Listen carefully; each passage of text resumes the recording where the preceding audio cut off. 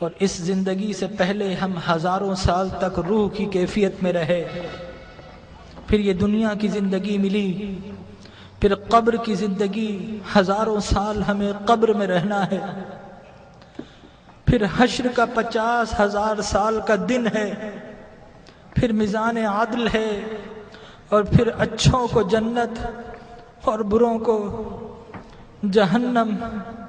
یہ انسانی زندگی کے مراحل ہیں، لیکن انسان کا المیہ یہ ہے کہ انسانی زندگی کا وہ گھر جو سب سے مختصر گھر ہے، انسان نے اسی زندگی کو اپنا سب کچھ سمجھ لیا ہے۔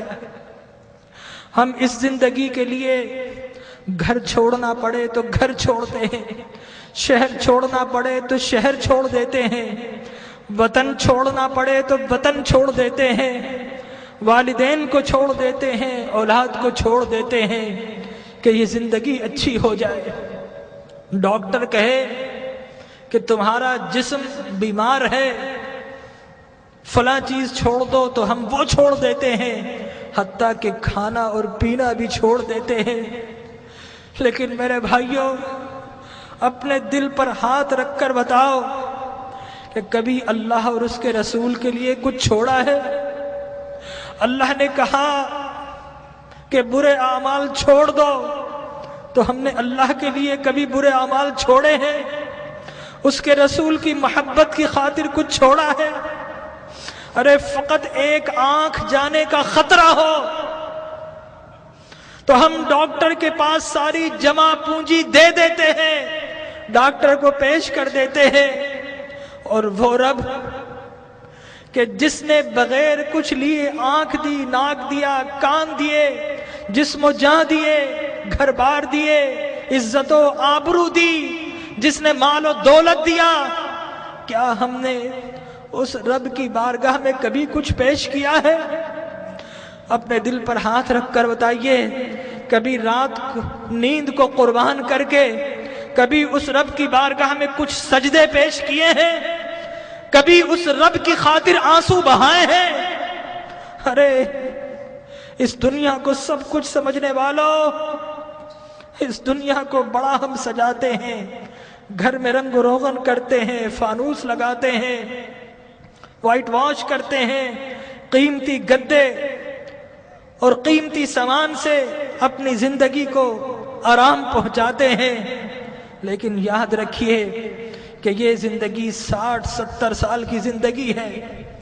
آگے کی جو زندگی، قبر کی جو زندگی ہے، وہ ہزاروں سال کی زندگی ہے، اور خدا کی قسم ہماری قبر ہمیں پکار رہی ہے۔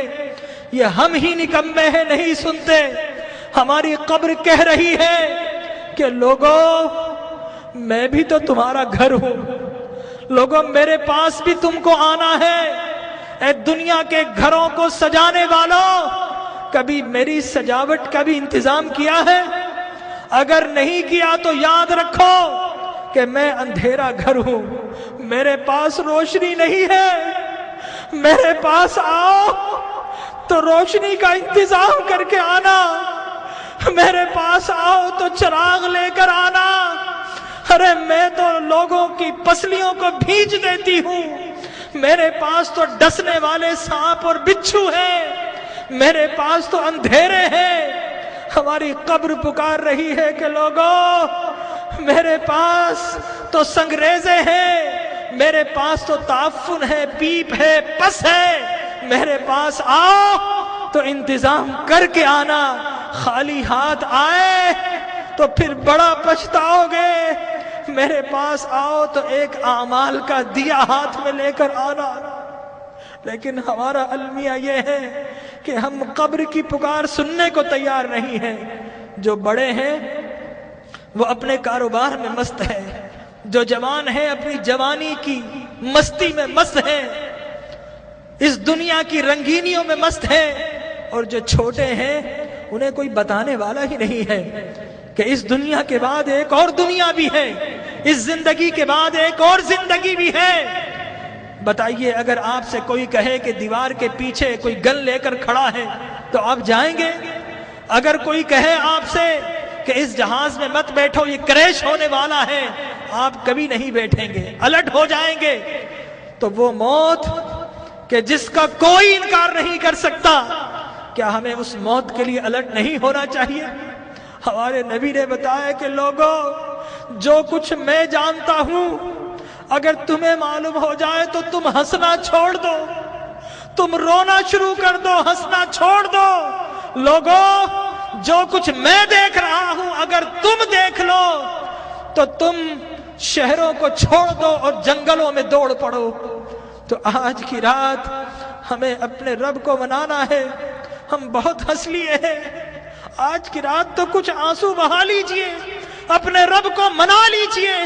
ارے اللہ کے انبیاء کو دیکھیے، یحییٰ علیہ السلام بچے ہیں، 6-7 سال کے ہیں، زارو قطار روتے تھے، بے ہوش ہو جایا کرتے تھے۔ ایک روز اپنے گھر سے نکل گئے، غاروں میں چلے گئے، ماں باپ ڈھونڈ رہے ہیں، لوگوں سے پوچھتے ہیں 7-8 سال کا بچہ ہے، کسی نے دیکھا؟ ایک چرواہا کہتا ہے کہ بچہ تو نہیں دیکھا، ہاں اس غار سے رونے کی آواز آ رہی ہے، 3 دن سے کوئی رو رہا ہے اور اس کے رونے سے ہماری بکریوں نے کھانا اور پینا چھوڑ دیا ہے۔ ماں باپ اندر جاتے ہیں، دیکھتے ہیں اللہ کے نبی یحییٰ رو رہے ہیں۔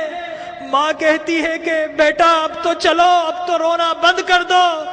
اللہ کے نبی یحییٰ فرماتے ہیں اماں، عذاب قبر سے بچنے کی ضمانت آپ دے دو اور رونا میں چھوڑ دیتا ہوں۔ اللہ اکبر۔ تو آج کی رات اپنے رب سے عذاب کی پناہ مانگنی ہے۔ حضرت ابراہیم بن ادھم ایک باتھ روم، ایک ٹوائلٹ میں جاتے ہیں، جانے کی کوشش کرتے ہیں، حمام کا مالک روک دیتا ہے، کہتا ہے پیسے دو۔ حضرت ابراہیم بن ادھم رونا شروع کر دیتے ہیں اور کہتے ہیں کہ یہ لیٹرین جو شیطان کی جگہ ہے، یہاں پر جب بغیر پیسے کے نہیں جا سکتا، ارے اللہ کی وہ جنت جو انبیاء اور اولیاء کے رہنے کی جگہ ہے، وہاں اعمال کے بغیر کیسے جاؤں گا؟ تو آج اعمال کا چراغ لے لیجئے۔ اللہ تبارک و تعالی ہماری حاضری کو قبول فرمائے۔ اپنی محرومیوں کو یاد کیجئے، اپنی بیماری